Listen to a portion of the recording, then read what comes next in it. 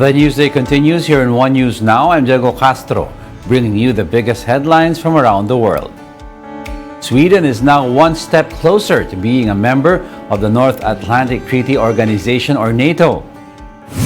This comes after Turkey finally greenlit Sweden's accession to the military alliance following months of tension. Sweden and Finland both applied for NATO membership last year in response to Russia's invasion of Ukraine. However, Turkey previously opted not to back Sweden, accusing the country of not doing enough against terrorists. Turkish President Tayyip Erdogan and Swedish Prime Minister Ulf Kristersson met on the eve of the NATO summit.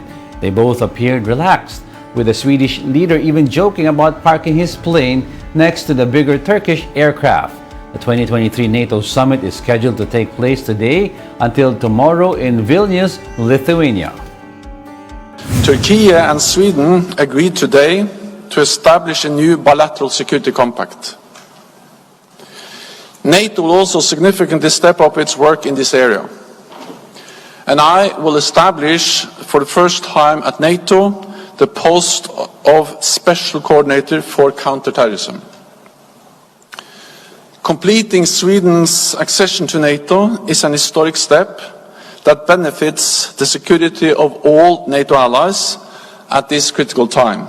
Backing Sweden's bid for NATO membership has sparked pleasant reactions from various world leaders.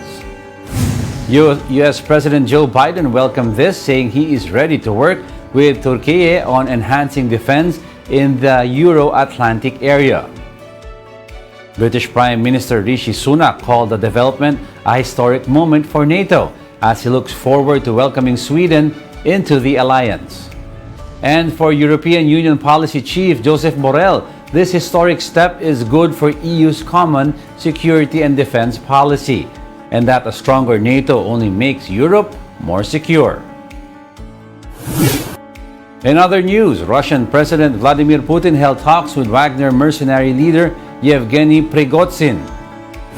Kremlin spokesperson Dmitry Peskov said the meeting was held on June 29, 5 days after Prigozhin's aborted mutiny.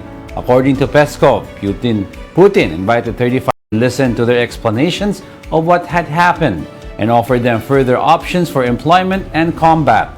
Putin earlier accused Prigozhin of treason over the internal revolt, which stemmed from supposed lack of military support. We'll be back with more stories after the break. Keep it here on One News.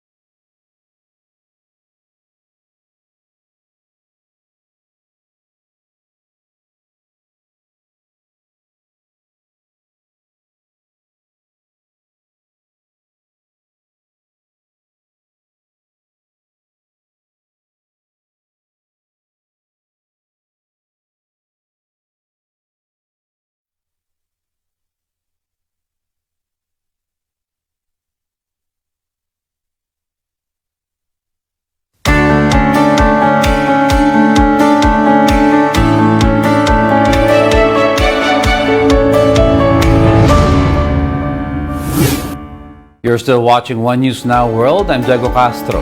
6 were killed and another one was injured during an attack at a kindergarten in China.